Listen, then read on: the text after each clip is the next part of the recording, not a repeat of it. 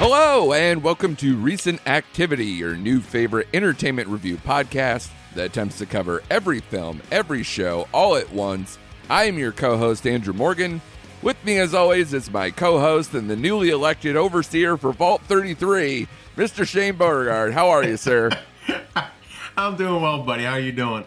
I'm doing good. Big thumbs up for you, buddy, because anything associated with Fallout is killing it right now. So, anything for that and you is positive news for me. I'm loving it. It was a great weekend. We talked about it off air, both of us, with our Celtics and Rangers love in playoff mode. I'm not in playoff movie mode, though I did record a podcast over the weekend with the guys over at Mike and Oscar. So check out that podcast. That was a lot of fun. So I am maybe a little punchier because we're recording earlier. I did a podcast in between. So, got a little more energy. How you feeling? You good? Good weekend? I'm feeling great. Like you said, it was a great weekend. Got a lot done, a lot seen, a lot of good stuff at the movie theater, which we'll talk about. So I'm ready, man. Let's go. Let's go. Do you consider yourself as much of a failure as I do for not squeezing in all three movies that came in over the weekend? Considering what the third movie was, I cannot say I do not. Okay. I do not. I just for people's sake, we are going to talk about Fallout today, the new Amazon Prime show based on the video game. We are going to talk about Abigail, the vampire horror movie that came out over the weekend. The Ministry of Ungentlemanly Warfare, the new Guy Ritchie movie. We'll talk about that too. And we'll toss in Rebel Moon Part 2, The Scargiver, that came out on Netflix, which was my review for what's on Netflix.com this past weekend. But the one we missed was Sasquatch Sunset, which the only thing that has been great about it, because I haven't seen it, I'm not going to judge it or any of that stuff. Hopefully we can cover it soon. But I have seen some of the press tour, and I saw Jesse Eisenberg, I think on Fallon, where he was explaining like the hand signals they had to do to explain how they wanted sex, where it's just like banging their hands together in front of each other. And now I want to start doing that in public, like at the bar, be like, hey, what's going on? You want some of this? Do a little of that. So that's why I was hoping the movie was going to be a bigger success, basically, just so I can integrate that into my social life. Outside of that, yeah, I guess, of the three movies that were out in theaters that we're talking about, that one did get the lower rating, although all of them have been pretty positively rated. So like you said, good weekend. The box office is interesting. We kind of talked about that off air too. Civil War led the weekend, which was our review from last week. If you just saw it this past weekend, go check out our review of that from last week. I thought we did a very thorough job. Very lengthy discussion. Yeah, probably the first time in a long time that we did like a 45, 50 minutes on one movie kind of a thing. So, and well warranted, good discussion piece. But Abigail came in second with like just $1 million less, not even, than Civil War. And I was like, isn't this whole thing about horror prints money? And they marketed the shit out of it. They did. I thought that was interesting. And then your favorite Monkey Titan and his lizard pal dropped down to third. And then we're going to start getting into, the Guy Ritchie film and some other stuff. So yeah, some interesting numbers coming out of the box office. We'll get to it as we get to each movie. But I figure up top, the thing that's kind of like running stuff out there, which is very rare for Amazon Prime. They must be tickled pink that it feels like so many people are watching Fallout in my small little world. Is that the case for you too? Yeah, absolutely. The show's running away. Everyone I know is watching it, talking about it. Now, it's an interesting show. Before we get into the whole thing, obviously this is, as I mentioned before, it's based on a very popular video game, which I've noticed there were mentions that spikes for the video game itself have gone up as All well. of them. Yep. Yeah, so they got to be very happy with that. This is about A future post-apocalyptic Los Angeles brought about by nuclear decimation, where citizens must live in underground bunkers to protect themselves from radiation, mutants, and bandits. And there's obviously a lot more to that, but they're just kind of giving you the basics of this kind of world that we're living in here. And the few things that come up, and I don't know which order you want to do, whether you want to get into the show first or not, but there's also an interesting discussion I've seen both ways about the fact that this one, they decided to do the binge model, which is why we took a beat, getting it to our review. But also the fact that I see a lot of the discourse. Are we in the new age where video game players are the new I read the book assholes? Because I see a lot of like, whoa, I've been playing these games for years. Way to catch up, dinguses, because you watched 8 episodes of a show. I've seen some of that, and I'm like, this is aggressive. I still think they're in the minority, because book readers still take the cake, Sure. For me, because a lot more people read books. Yeah. And they're just slowly now adapting these from actually good stuff from video games. Because, they've been adapting stuff from video games for years, but very rare do they hit the mark. And outside The Last of Us, this hit the mark. So you're starting to get some of those. Yeah, and we talked about off air how much I loathe the trailer for Borderlands, where I'm just Oh, God. This doesn't even seem like it's real. It seems like it was just slapped together by AI. Like it was like a spoof trailer they made. Because I was like, how did they get Kate Blanchett to be in a movie for Borderlands? How often does that happen? Like her being in an MCU movie makes sense. Her being in something like this, I'm like, a video game? Like Kevin Hart, I see. Yes. And Jamie Lee Curtis, fine, borderline. But wow, the collection of talent they have for Borderlands is astounding. Another game I did not play, so we'll see. There might be a lot of fans out there, obviously, who are going to love this. Yeah, you never know. And I think, Netflix might have the rights for like BioShock and Gears of War coming down the pike and stuff like that. We'll talk about that in a second, because I played BioShock, and it's probably one of my favorite games of all time. Okay. And I was like, oh, please, Netflix, don't fuck this up. Like, don't cheapen it. Make it like Fallout and we'll be good. So you're maybe you probably indulge yourself in not only more of the video games than me, but also some of the video game adaptations. I think lately we've been kind of treated to a lot of the better ones because we're in Last of Us post period. We're in. You liked what was it? What was the one with that was on Peacock, right? Hulu. Oh, Peacock. You're right. With Anthony Mackie. Yeah. What was that? Twisted Metal.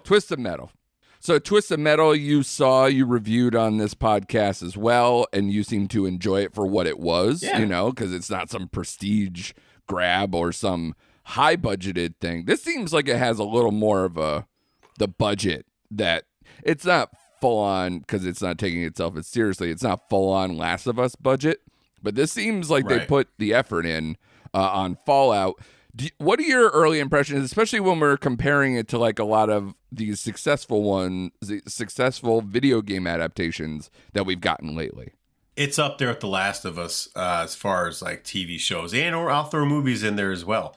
Very different, and it's hard to compare this one to Last of Us because Last of Us was more of a character study and it was long and drawn out and way more story building. Yeah. Than this one. This one did have character building, but it focused on like 2 main characters, and or 3, and we'll get into it. But this one was definitely more. If you're looking for more of the entertaining with some more action in it, this would hit it. But oh man, this is I'm loving it, dude. Without spoilers. And get into it. This might be my number 1 TV show of the year so far. Interesting.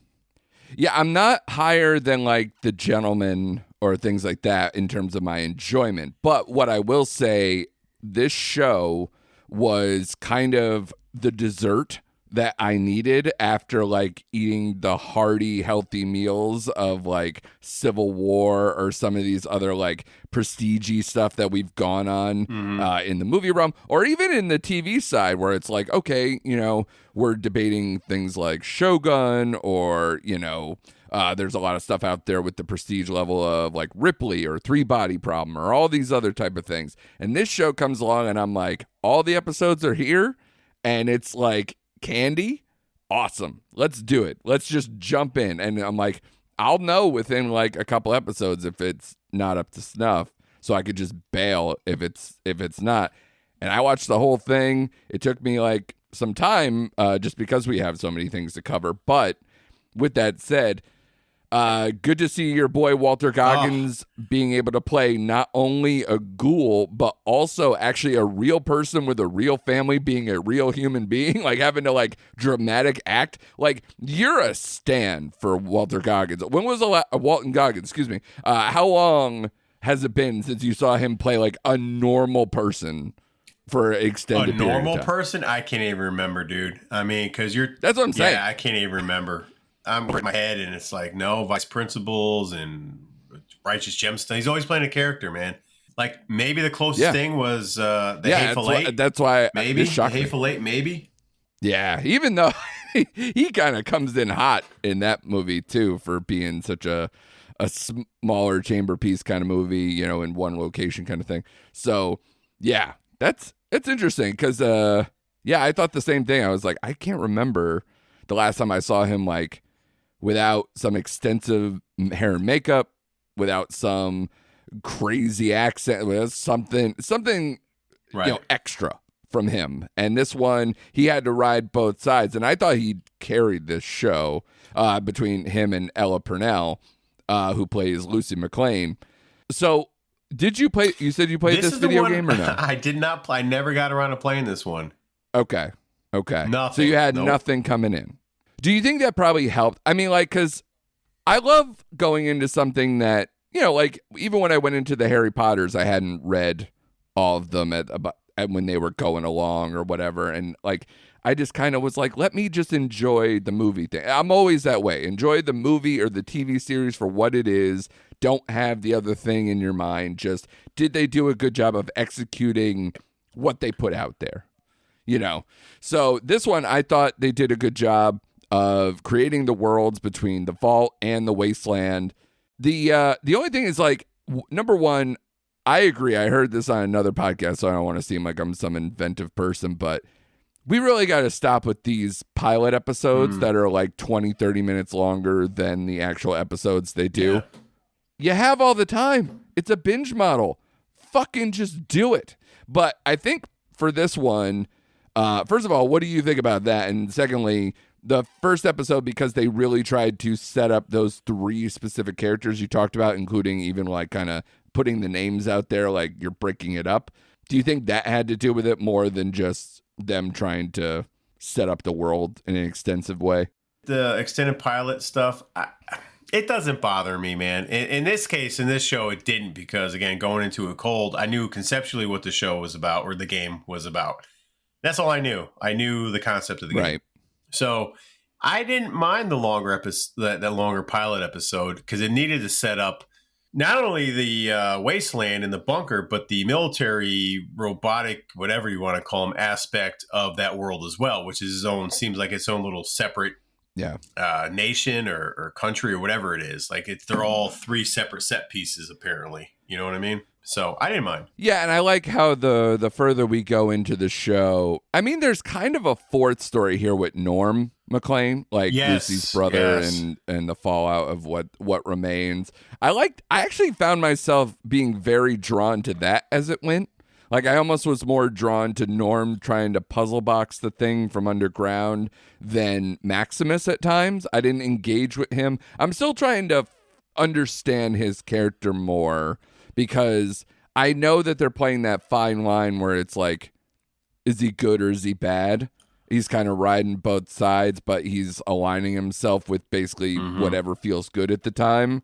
So I don't know if how they ended this season, whether, first of all, good for them. It looks like they're instantly going to get a second season. I mean, like seems like a big hit. But secondly, as far as that character goes, I think he's the one who's going to be the most, he's like kind of the outlier here, where he could be a wild card in terms of how that story progresses. So how did you find yourself? Who were you more drawn to? How did that kind of flush out for you? Yeah, it's Goggins. Of course it's Goggins. I agree with you. I mean, Goggins carried the show along with Lucy there, Ella. I forgot what her last name was, but you may Ella Purnell. Yeah, Ella Purnell. Yeah, but her naiveness and being in the vault. Of course, you're drawn to her story, and as it drags along, the stuff that comes out with her dad. So, like, I love the scenes she's in. I love her exploring the wasteland and just being good-hearted with everybody. You know, she had that Girl Scout mentality through the whole thing. She didn't really understand anything, but Walton Goggins to me as the Ghoul, and like you said, as Cooper, what was it, Cooper Howard, just carried the whole show because he got the most background depth as far as character goes because his wife was so integral to the company that created the vaults, and you get some like communistic views on Hollywood like it was back in the Red Scare of Hollywood back in the day. So that kind of fleshes out as a little bit of storyline as well. But Maximus was probably my least favorite character because he starts off, again, he's not a good person to start the show. And he's a person they set up that you want to root for him because of what happens to him in boot camp and he's getting beat up and all that kind of stuff. But he always does stuff for him, and he's just a selfish individual, and he always takes the easy way or what's ever going to get him benefit. And even when he's like trying to help Lucy out, like, I don't really trust it. Like, he's still ready to throw it under the bus in certain acts. And in the third one, I'm still not coming around to him. Like him and his sire or whatever, Squire. Yeah, like he tried to like break his ankles and kill him. Like he was like, what the hell? So I don't. He's my least favorite character, but I think we're going to get a lot more of him moving forward into season 2. Obviously, based on the last episode, right? But yeah, I liked the vault scenes too. Like you said, I like Lucy's brother piecing everything together and going to Vault 31, and when he found out exactly what was there. I was like, holy crap, like, don't do it. Like, don't go in the chamber. You know, I was like, and don't. So, like, his curiosity, I really enjoyed those scenes. There wasn't, like, a lot of scenes that took me out. Yeah, I agree. You know, and I think it'll serve itself going forward, at least, though, now that the way they kind of set it up. I think it's helpful because now if we're going to see the adventure of the remaining characters, I'm not going to spoil anything at this stage, but, like, how they're going to go on that adventure, but you also see the brother kind of continuing what he has to deal with too. So at least the one thing I liked about this show is that they were able to weave multiple plot lines pretty seamlessly. And, you know, it didn't dwell on one thing for too long, but just enough to kind of keep the line moving. And I don't think it got too bogged down. Nothing was disinteresting at all to where I was like, all right, can we get back to whatever? But I think that's the strength of this show is like maybe the highest highs are not going to beat like other big time shows, but this is a very well produced show with a very deep cast and a lot of storylines that will keep you engaged for what it goes on. In fact, probably the main storyline that comes to a head at the end, I don't want to say is the least satisfying, but I was like more intrigued along the way than before what we got with the ending.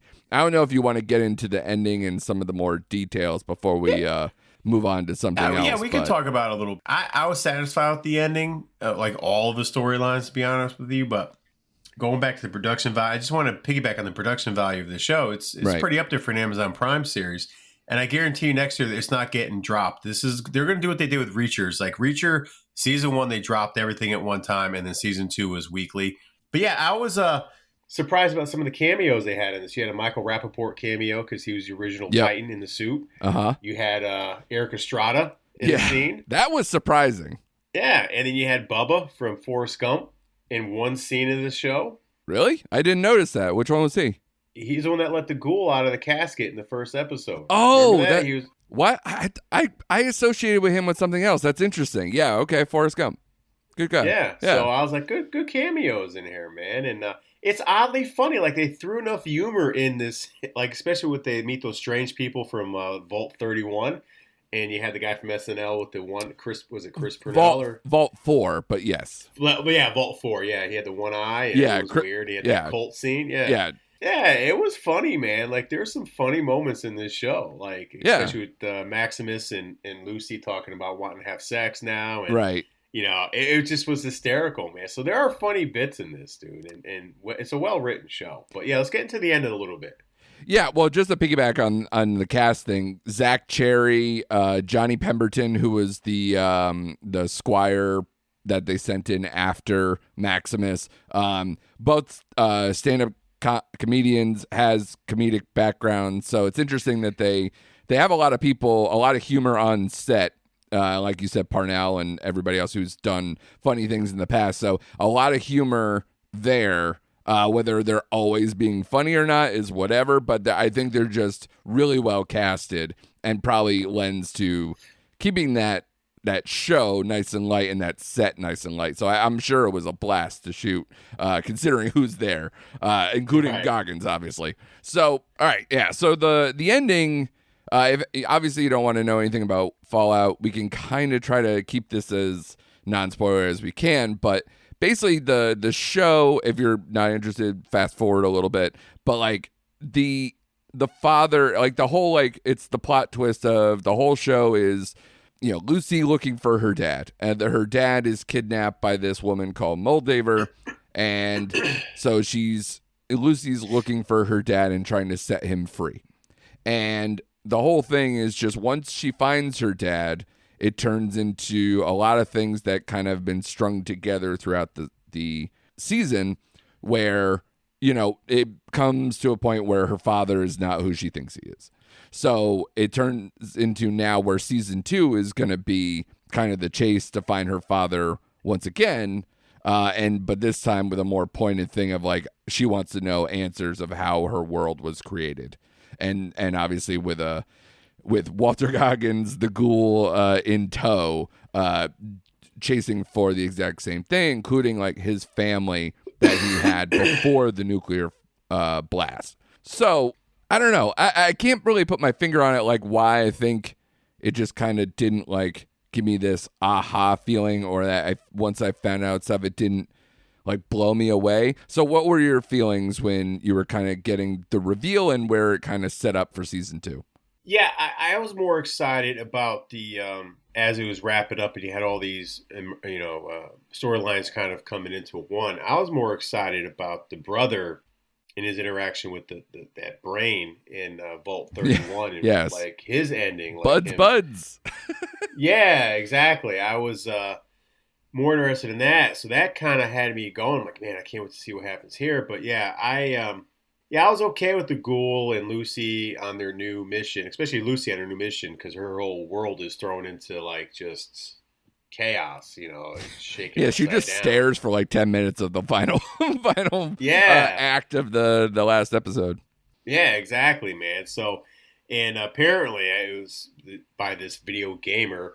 As a dad stepping through the desert and he steps over, they show like these big, this skull with horns. Apparently that's a major character from the video game. Okay. So I guess they were teasing that might be in the second season. Interesting. I don't know anything about it, but no, I was okay with the ending, man.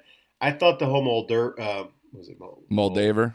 That was kind of anticlimactic. That's the only thing. I'm like, wow, they spent all the time looking for, and this is how it's gonna kind of go. And so, yeah, from that aspect, that particular character in her ending in the last episode, I'm like, that's kind of weak. But everything else, I was okay with. I'm on board with. I'm like, let's go. Like, I got done with the season. I'm like, let's go. Just pump another season in my veins and let's go.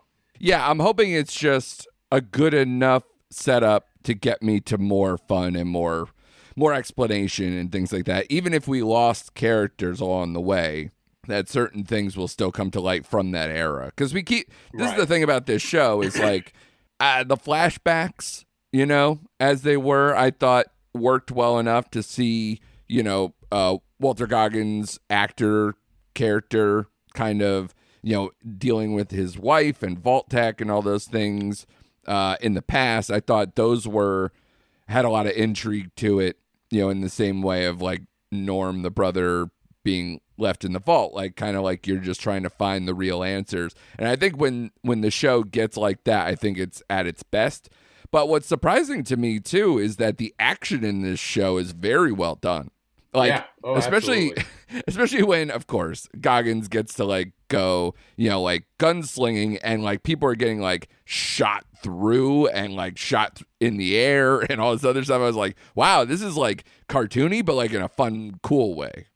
Yeah, absolutely, dude. Like my favorite scene is at the very end when he's explaining to the armor techs, like the knights or whatever, like, did they still make your suit with this, with this defect in it? He's like, let's find out. I thought that was just so cool, man. Like, it's well done, man. Yeah, and of course it's perfect for Goggins to basically look like a fucking gunslinging Skeletor with the nose missing and everything. It's perfect. It's such a great look.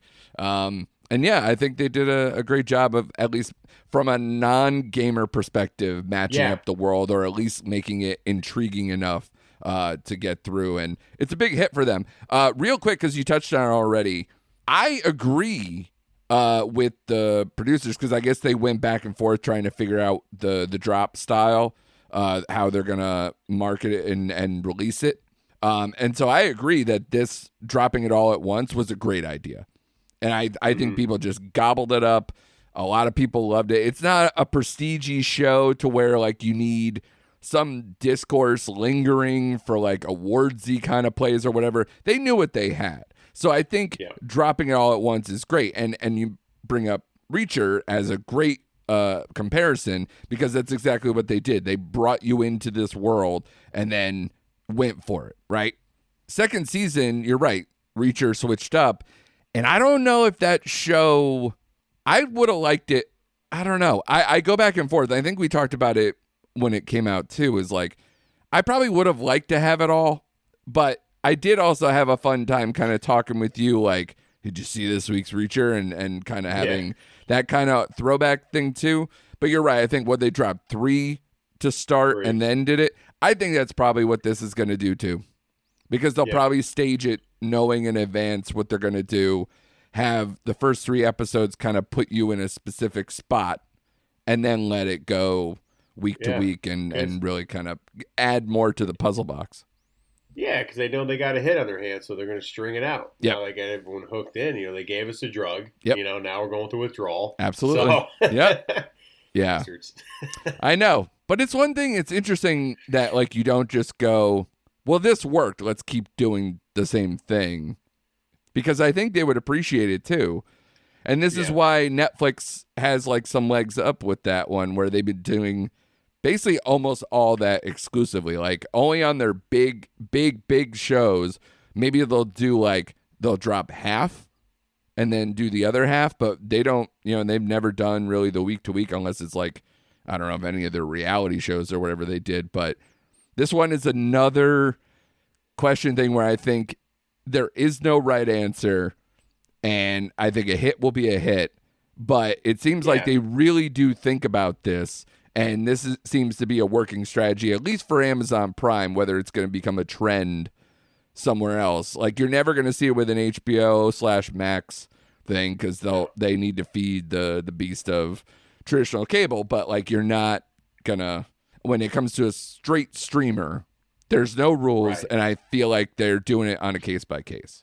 Yeah. And just to kind of wrap my thoughts on this in Prime and the show, I think there's so many people talking about this show, and this show's on fire right now, and I think it'll continue to be on fire, because I think it reaches a wider demographic than, say, The Boys or Reacher. Because The Boys, I talk to people all the time. It's a great show, but as soon as I mention superhero, like, oh, another superhero show.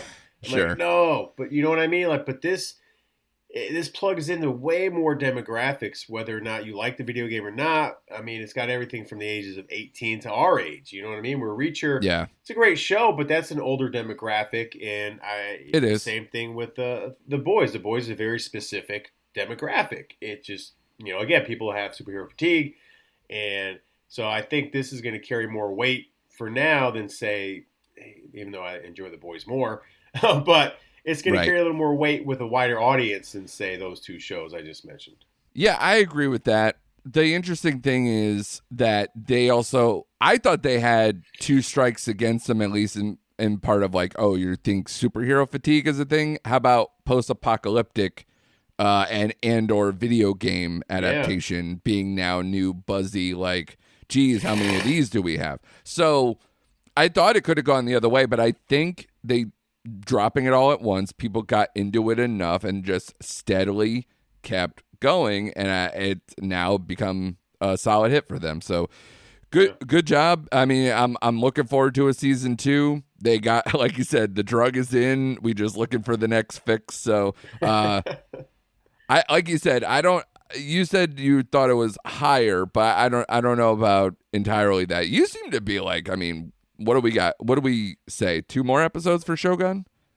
1. We're down to 1. 1. So, let's talk again in a week or 2. I know, that's what I'm saying. Like, that's being like, fucking Shogun, like to me, like off air. So like, yeah, so we'll see in terms of what you think. But yeah, I guess we'll use that same caveat we did with The Gentleman, where it's like the best completed show, yes, as far as it goes. Correct. And I'm still like, I'm looking forward to, I didn't get to watch The Sympathizer second episode last night, so I'm looking forward to catching up with that tonight and kind of keeping that going too, because that's another show that I'm into and had a very good premiere. So again, like last year in the spring, TV kicking film's ass a little bit. Yes, it is.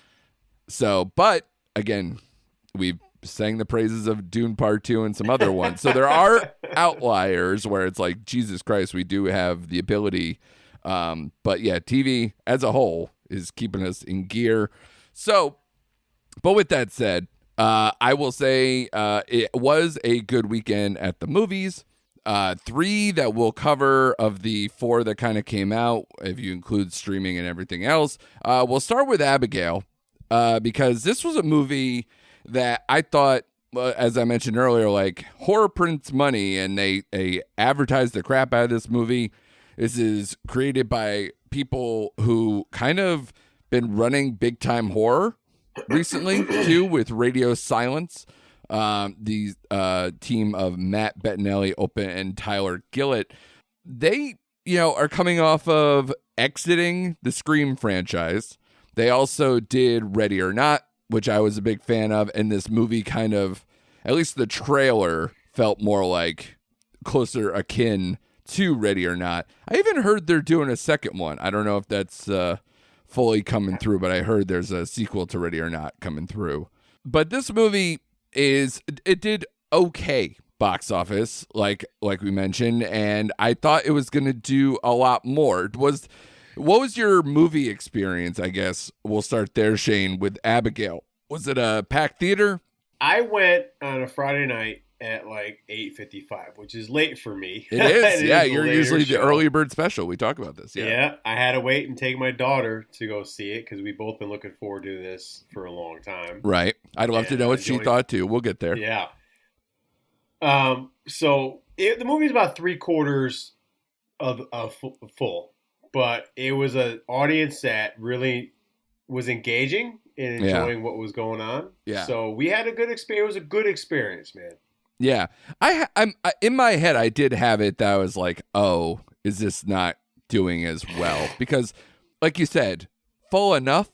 But for like, I went on a Saturday night, like a 7:30, whatever, that kind of show, and I was expecting it to be like overpacked. But I went multiple times over the weekend because obviously we'll talk about what else we saw. I went Friday night, I went Saturday night, and I was actually like, it kind of tipped like, ooh, this might be a light weekend overall for the fact that we were at least excited to see multiple movies. So I don't know. I guess the proof is in the box office, as I thought this was going to have a little bit of a stronger opening. So now that you've seen the movie, which for anybody who doesn't know or didn't see the materials on this one is about a group of criminals who, after they kidnap the ballerina daughter of a powerful underworld figure, they retreat to an isolated mansion, unaware that they're locked inside with no normal little girl. And obviously, if you've seen the trailer and such, this is a vampire film where the little girl is a vampire, and then, obviously the mayhem ensues, as mentioned there.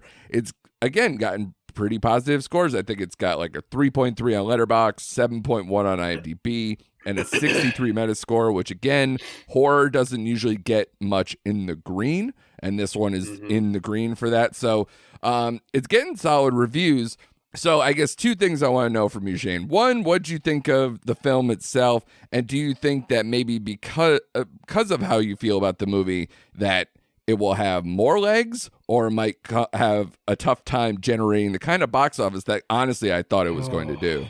Yeah, that's a tough question. One, I did really enjoy this movie a lot. Did I like it as much as Ready or Not? No. But I did enjoy this movie. Like I said, and my daughter had a blast, which she's 13, so she had a blast. Yeah. So we'll get into like what I liked about the movie. But as far as box office goes, I don't think it's going to have legs. It did get good reviews, but I still think Civil War is going to carry some momentum. Interesting. Just because of word of mouth, and everyone seems to be watching it now. And this weekend it may creep up and do well, but after this weekend, I think it'll just keep steadily dropping. Right. Because that's when we get into the Fall Guy, Furiosa, and all that kind of stuff coming out. But I think for another week it'll do well. This is a movie where I want to see it again, but just not in the theater. Like, I would go to the theater if I had time to see it again. But if it came on Amazon Prime or Netflix, I would definitely sit there and watch it again. That's how much I enjoyed this film. Yeah, I like this movie as well. My biggest contention with the movie, I agree with you. I didn't like it as much as Ready or Not. I probably liked it as much or a little bit more than the latest Scream films that they worked on. I like the cast quite a bit. Between Melissa Barrera, I thought did better than she's done in any Scream film. So I liked her character more in this. Dan Stevens, I thought was right on point. He's always having fun. He's always being kind of like devilishly good. And he's obvious. Who's having more fun than him coming off of Godzilla X Kong, and then and then now this. So. And then the girl who played Abigail, was good. I thought, again, a deeper cast. But honestly, I thought my favorite person was Catherine Newton, which she needed a win for me after we kind of took yeah, exactly. We took that movie to task. So I'm glad that she had fun with this one, and I liked her quite a bit. My biggest contention with the film is I think it suffered from too many ending disease. And it felt, and I felt the runtime as the movie got later in the stages because I felt like they just wanted to keep it going and adding more layers. And I think sometimes they do that because they're trying to tip for a larger universe or that there is more outside of this instead of just let's get this one good and let's go. But outside of that, I was having fun. And I don't care if you're 13 or, about to be 42 in my case. Vampires exploding is fucking amazing. All right. And I'm sure your daughter and or you also agree because every time it happened, like where they're popping like zits, I was like, this is the greatest thing ever. Yeah, it was awesome.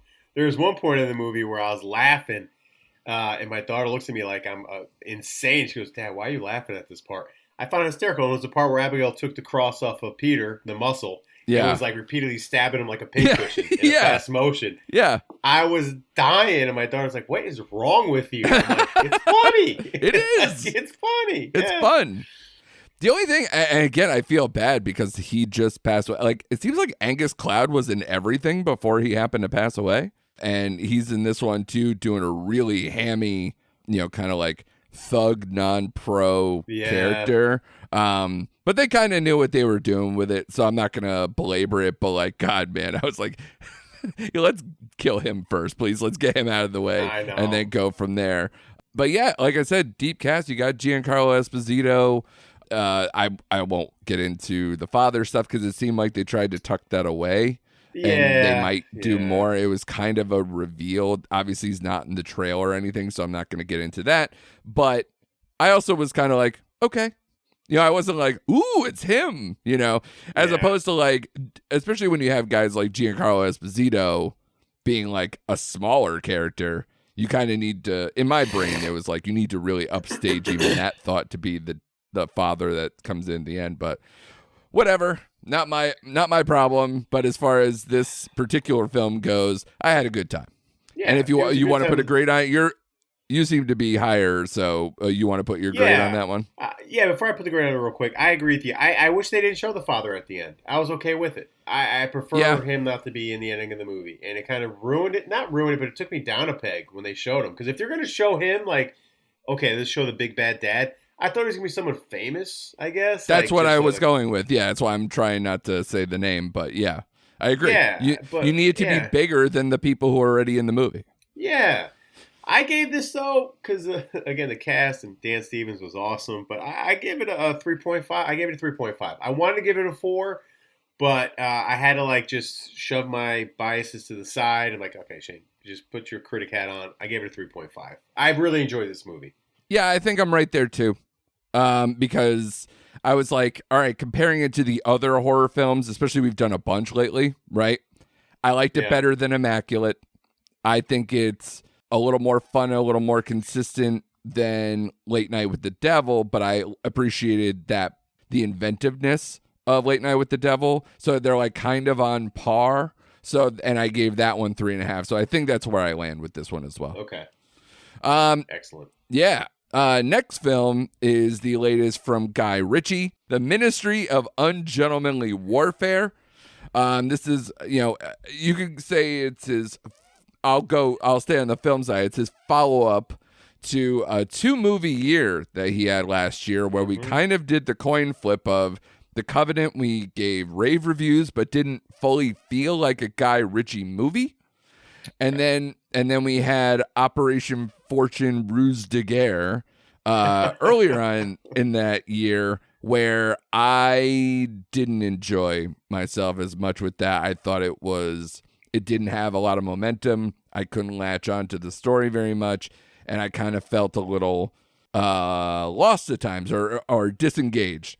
This movie, it brings in a little bit of everything with the Guy Ritchie thing, right? It brings in some awesome cast. We're going back to like kind of British little fuckery, for a lack of a better term. It's posh, it's government, but yet it's the underground guys you don't want. We mentioned things like Inglourious Bastards before in terms of this, but it's not that because it's not as violent. It's not as like intense, this movie. So I don't want to make that comparison anymore, but obviously think of it like, an unsanctioned mission. You're going to be like, okay, well, that's the best film thought I could think of.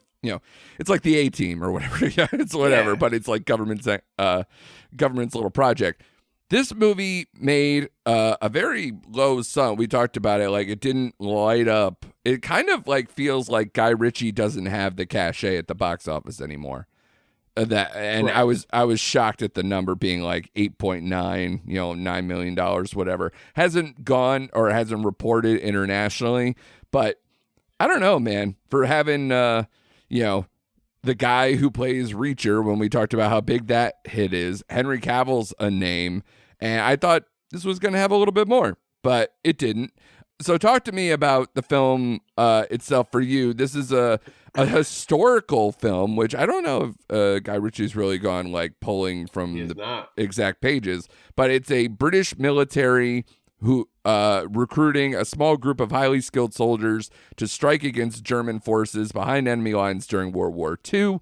So tell me what you thought. You and I are both big fans of Guy Ritchie, and we've seen all kinds of sides of him, and this seemed to be another shade of what he's doing, especially lately. Yeah, this was a movie where I thought he straddled with his old stylistic Guy Ritchie stuff, especially when you come to not even the battle. I don't even call them battle scenes, but like when they take over that little German, when they try to break the guy out of that German jail, those scenes. Yeah, that was like more old school Guy Ritchie. And then you had like the straightforward Covenant Guy Ritchie, especially when they're with Elza Gonzalez's character when she's trying to infiltrate and make nice with whatever German commander, admiral that was. Right. So I thought it straddled between straight-laced and Guy Ritchie action, but I liked the balance. But this movie to me shined, and it had a great cast. You had Henry Goulding in here. I mean, Carrie Elways. I mean, it was a good cast. I liked it, but to me, it's when you had Superman and Reacher on screen together, man. Like that, Henry Cavill and Alan Richardson Richson. Carried this. Yeah, Richson. Yeah. Carried this movie, man. Like anytime them two are together, especially the opening scene when they're on the boat and the Swedish fisherman. I love that scene. Same. I liked Reacher's character with the bow and arrow and the knife, and like he had the same thing with the Abigail thing. He's like pinning them like real fast with the knife, and then them two together carried the movie for me, and they made all the action. But I went back and forth because I enjoyed the movie quite a bit. I liked it, but I'm like, is it because he was drawing a historical mission that maybe it's more not as like Guy Ritchie's I wanted it to be Guy Ritchie? You know what I mean? Like to me, it was I do, and I think there's Guy Ritchie-ness. Yeah, I think there's a reason for that because he wasn't on the writing team as much with this one. And there's like so many writers, and I feel like the farther he gets away from a project where he's more director first and not fully in, it seems, I feel like that's when you can tell that the fastball isn't there. Right. Yeah, that's a good way. Like something was taken off the pitch, like it was an off-speed pitch. You know what I mean? Yeah, that's exactly what it was. But I really did enjoy it. The only thing that took me out and I didn't like was Rory Kinnear as Churchill. I thought did a terrible job, and it just kind of took me out of those scenes he was in. It was like whatever. Yeah. But overall, I had a good time with this movie, man. Like I said, Cavill was having fun. And people, I think they don't appreciate Cavill. I'm not saying he's like, this George Clooney of an actor, but he's in enjoyable films, and to me, like everyone craps on him because they associate him with the Man of Steel and that universe. I'm like, no, he's actually an entertaining and good actor. Because another Guy Ritchie movie I liked him in was The Man from U.N.C.L.E. Yeah, I thought he was great in that, and no one saw that movie. And listen, he's the reason why Mission Impossible Fallout is my favorite one of that series. Like he has a lot, and I actually had this conversation with my brother not too long ago. And I think part of it is, too, and not to get too off topic, but look at how much The Witcher suffered as soon as they were like, let's pull, like, he's going to pull out, that we're going to replace The Witcher, or we're going to, like, make the storyline less about him as The Witcher. That show just went to crap. Like, like when it was Henry Cavill having fun and doing that character, people were like gaga for that show. It was a huge hit, and it just died. They didn't make it about Henry Cavill. Yeah, I had a good time with this movie, but I was expecting a little more Guy Ritchie's, how I'll sum up my... But it's worth seeing in the theater. If you're a Guy Ritchie fan, to me, it's an up from that Despero, whatever movie you were talking about. Step up from that. Despero. That's the character from Psych. Okay, which, by the way, Cary Elwes continuing on. Right? Congratulations. But yes, Operation Fortune, yeah. Yeah, but not as good as The Covenant, obviously. But I had a good time. I agree. It's kind of sandwiched between those two films in terms of quality. I think this wasn't as much a Guy Ritchie thing. I felt like he put some of his little touchstones on there, especially in certain scenes, and I think those are the scenes you kind of called out. I think the action's well done in here. I think those scenes either on the water or, like you said, the prison scene or things like that, that's when I was having the most fun and it was a good time. But I will be honest, when they're doing the whole setup and kind of going on other characters, I was kind of like second screening a little bit, even in the theater. I was like, this isn't a good thought. So to me, it's just a change up instead of a fastball. It doesn't have that zip, that verve, that energy, that quippiness that I like from Guy Ritchie when he's at his best. It's hard to also come at this movie post Gentleman because that show is so much fun and has it has more of the Guy Ritchie qualities we like. So it's, again, another step of a come down and a different shade with him there. So this one, I actually appreciated the historical sense of this movie because I didn't really quite know this one. So I kind of liked the chess match a little bit, like the chess pieces and how important this mission was to everything to come. Because you know, how many times have we seen any kind of World War II movie, but a lot, like, you feel like you know all the history, right? And then, like, something will pop up, something gets declassified, and you go, wow, that was really important. And you just, But what I would say is it so important that it needed a 2-hour runtime? Probably not. So to me, I thought it could have been tighter, a little bit zippier.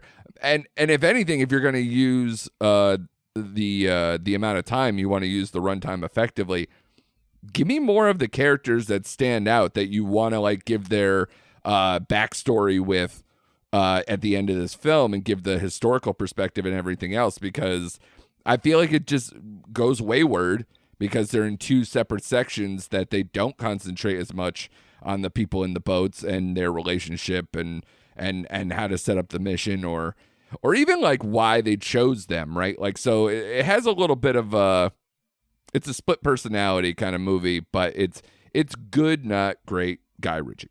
Right. Yeah, I agree. It's a 3 for me, probably. Because it's not, I didn't like it as much as Abigail. I didn't have as much fun in the theater or any of those type of things. But there is good enough stuff there that I think that it puts me in a 3. Yeah. My heart wants to give it a 3.5 based on something you gave another movie. But I'll give it I'll give it a 3. I'll give it a 3 as well. Like, I can't bring it higher than a 3. Interesting. Okay, so call me out. What are we bouncing off of here? The next movie we're going to talk about briefly. Okay, and again, I've explained that a little bit, and I still have to kind of like wrap my mind around it. But so the next movie is the latest Zack Snyder movie, Rebel Moon Part 2, The Scargiver, which this one was a tough one because anyone, if you want to read my review online, I gave it a 3 out of 5, which is what Shane is referring to. And even on Letterboxd, I gave it a 3 out of 5 because I was comparing against the rest of the Netflix slate of what I was giving those scores to. And part of the problem, I've mentioned this before with my reviews, is that I can't give half stars. So in my heart of hearts, I'm like, I'd probably give it a 2.5. But then I went back and I was like, well, does that mean I overrated things like Shirley or other things where I was like, where I gave those 3s? Because what I will say about this movie, and obviously you will only care if you like Zack Snyder even a little bit, or if you watch Part 1 and are interested in Part 2, or you saw Part 2, right?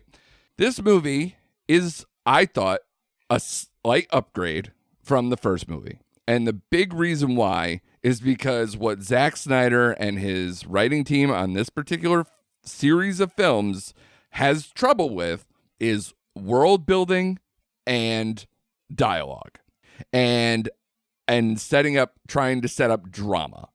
And I thought this movie had like a good 45 minutes, or like the large part of the second half of that film was all action. And what Snyder does best is basically high-end action. And whether you get tired of his relentless slow-mos or whatever is, obviously a thing. But as far as this one seemed way more straightforward, this is a battle. This is a war film. This is just get to the point, fight the big bad, who I didn't think was bad. Ed Skrein, I think, does a good enough job of being the heavy. The problem is that Zack Snyder can't help himself to where, like, the first half of the movie, you're like, we're going to do slow-mo, intense farming scenes? But, like, I'm going to take my warriors and, like, have them freaking baling hay or turning grain into flour. What are we doing? So I did have those moments, too. So don't think I didn't. It's just, I think the movie was a tale of two halves, where the first one I was like, what are we doing? And the second half I was like, okay, I can ride with this. And I think maybe because the second half was so much better than the first half that I think I gave it just a tick up. Because when I think about the first film, I can't take away much. So to me, at least, I was like, if I was in it for like a stretch, then it's better than the first one. Yeah, I mean, so it's probably a 2.5 is what I'm saying. Yeah. But it's hard to not give it a 3 when I'm comparing it to the other Netflix. Yeah, when you compare it to I agree there. But but we just discussed Henry Cavill in that movie. Like, that movie, if you're grading this a 3, that movie should be a little higher. But I see what you're grading against, right? And I did read your review, and that's why I was like, really? He gave it a 3? Okay. Well, you hate my cheat codes, and if I could, I'd probably give. You're right. I'd give probably Ungentlemanly Warfare a 3.25 if I could. Right. No, you're right. You're right. And you're going to score. Like, I understand it, right? But, going to this movie, again, I didn't have high hopes. You didn't have high hopes. And I saw the Rotten Tomato score on this. I didn't read any reviews because I don't like to do that. But I was like, gosh, damn, 12%. I think I texted you like 12%. Really? Yeah. Now, I don't mind the Zack Snyder slow-mos, right? But I thought they were excessive in this movie. And at some points, laughable. Like the part where they taught the villagers how to fight, and there's that scene where the guy pops out of the ground with a 50 cal. It took him 5 minutes to pop out of the ground, and Ed Screen's looking around like, well, just take your gun out and shoot him because it took 10 minutes for him to pop out with that gun. Like, yeah. Come on. Like, it just, the slow-mos got me. The whole first half of that movie got me. It's like, okay, let's go around the table and tell everyone's fucking backstory about why they're here. Hated that scene. And I mentioned it in my review. Did. You did mention it. You did. And I'm like, Ed Screen was fine. I'm not bagging on him. But the whole movie's called Scargiver.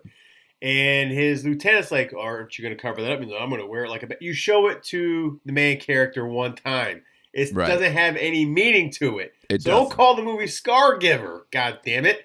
And why not send Anthony Hopkins' robot in there to destroy everybody? It's like that robot decides to fight when he wants to fight. Like, I don't know what's going on. They had no idea what to do with that character. They have no idea. I feel like it's all being set up for something later that they might not even get to make that movie. Yeah. And then we get the Sophie Butella's background, and with Carrie Elways again. Carrie Elways is king or whatever he is, and the daughter. I won't spoil it for who hasn't seen Rebel Moon yet.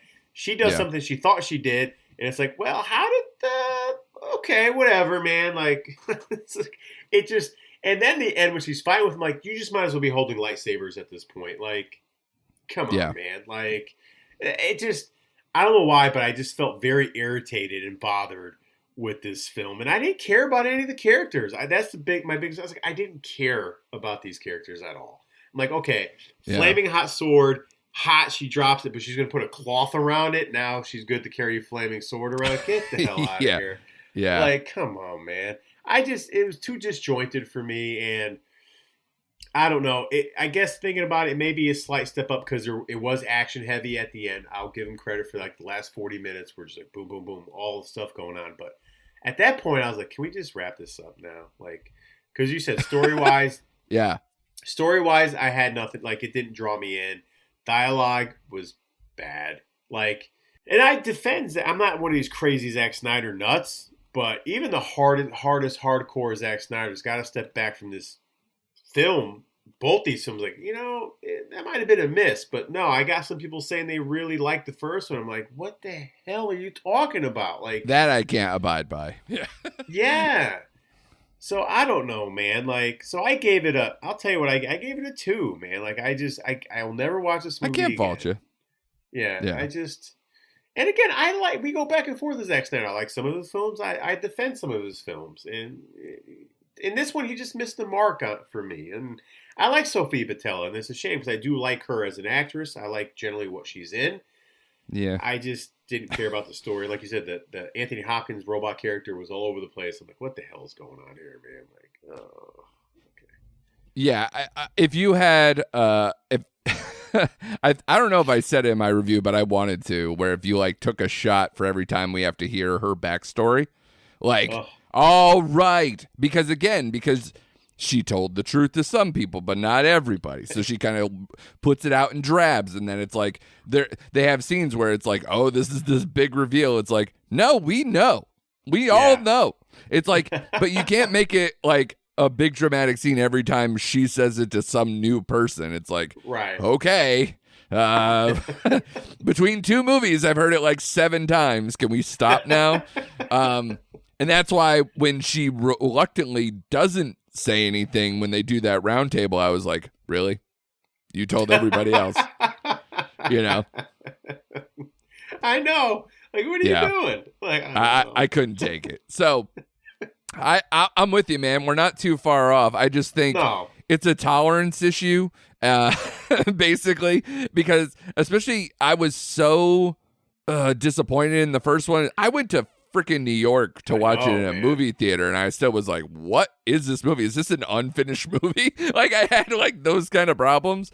But I think partially what you're saying is what I want to say many times too. Snyder can't help himself.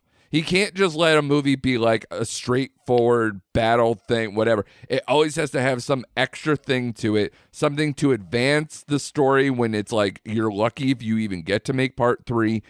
And if you do, it's going to be at a severely reduced budget. So I don't even know what you think you're going to pull off.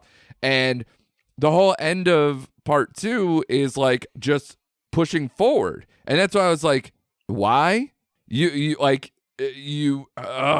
I just couldn't take it. I was like, and especially whenever he has so many characters in this particular series that I think none of them are deep enough. None of them, like you said, I don't care about most of them.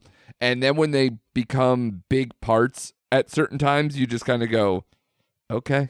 Like you don't feel that kind of rah-rah thing, especially the ending of that movie, which I won't get into, obviously, when it's the not only spoiler for that film, but for like everything in that franchise, as it were. But yeah, I don't see it. I think Snyder got very lucky that he shot these movies back to back, so that way he could do that quick back-to-back release schedule, and then probably this will die out. But if he gets a third one at a reduced rate, I can kind of see it because there are enough of his fans out there, and you can kind of sell that you still have Zack Snyder making movies, but I don't know. Yeah, you're not wrong. Yeah, and you mentioned this movie's going to be in trouble because you went to New York to see the first one. They were kind of like advertising it, talking about it, like putting stuff out there. And this one kind of like they just kind of like didn't push it at all. No. And I'm like, okay. The first one they rolled out. Yeah, the first one they rolled out the red carpet. The second one I was like, I might actually go to to see this in a movie theater if it's available. And I was like, this is nowhere.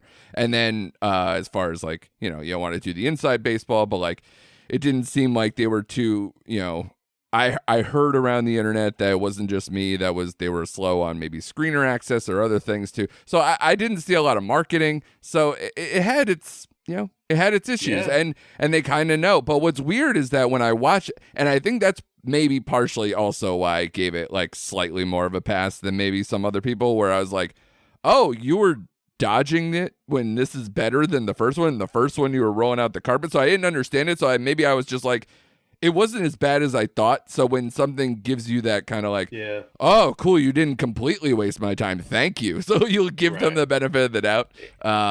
But yeah, it's somewhere in that 2.5, 3. It currently has like a 2 on Letterboxd, so you win the Price is Right closer to the score thing. But it's whatever. Don't worry, folks. Next year we'll have on Netflix the Snyder cut of Rebel Moon back to back. The 6-hour director cut. I heard August, Jesus Christ. Yeah. So. We'll see, buddy. It'll be in black and white. Yeah. Let's go. But I heard, again, this is so dumb. I don't want to get derailed on this too, but I heard obviously longer cuts, but way more violent and also a little more levity. And I was like, then why'd you make 2 different movies? He literally said in like interviews, he's like, we would shoot it for the way that we're going to release the theatrical or Netflix original version. And then he said like, they'd stay in that scene and shoot it completely different to like make his vision version later. Ugh. And I'm like, how does this keep happening? Whether it's to him or how do you not get on the same page for such a big budget film to be like, they let you shoot 2 movies back to back, but essentially they let you shoot 4 movies and you're still like dissatisfied and you have to like make all these different it's annoying. I know. But what's sad is I'm going to probably freaking watch them or have to watch them and try to decipher. And if they're better, then what does that say too? Like, if they make Rebel Moon 3, are they going to make a continuation of his vision that got better critical reviews? No. We'll probably have to do this dance again. So what are we doing? I don't know. So that's anyway. Snyder for you folks. Yeah, and that's it for this episode, too, because I've had it. Great job by you, man, catching all this stuff, the same as me, putting in the work, getting these reviews out here. Great job by you. Thank you all for tuning in. Be sure to like us, subscribe, check us out on the socials at Recent Act Pod. Like I mentioned, my review, if you want to see in length for Rebel Moon 2, that's my latest review on what's on Netflix. And also check out me talk about Netflix as like a whole, like a Netflix State of the Union type episode on Mike, and Oscar, which is out now. So go check out them as well. Be sure to come back next week. Do you have like the thought of like, I know we've been teasing, like we got some TV we got to catch up with. What's the big aha for this weekend? I thought it was kind of a chill weekend, right? As far as the big movie to come out. For me, it's Boy Kills World. Like you said last week, that's a Shane kind of movie. It is the Shane movie, and I will see it. But I will tell you, what is it? H. John Benjamin? Is that the voice that they use? I'm like, it's too distracting. It's hard for me to even watch the trailer. So I hope the violence and the story and minimal use of the voice is what I get out of that movie. Yeah. But my aha moment of the week is Shogun, the Shogun season and series finale. Yeah, which of course, now that's probably my homework, right, for the next week. I got to like catch up and do all that stuff. So it's going to be an interesting week, a little lighter than usual, but we will be back covering all of it because that's essentially what we do around here. So be sure to, like I said, subscribe, don't miss an episode, and be back with us next week for more recent activity.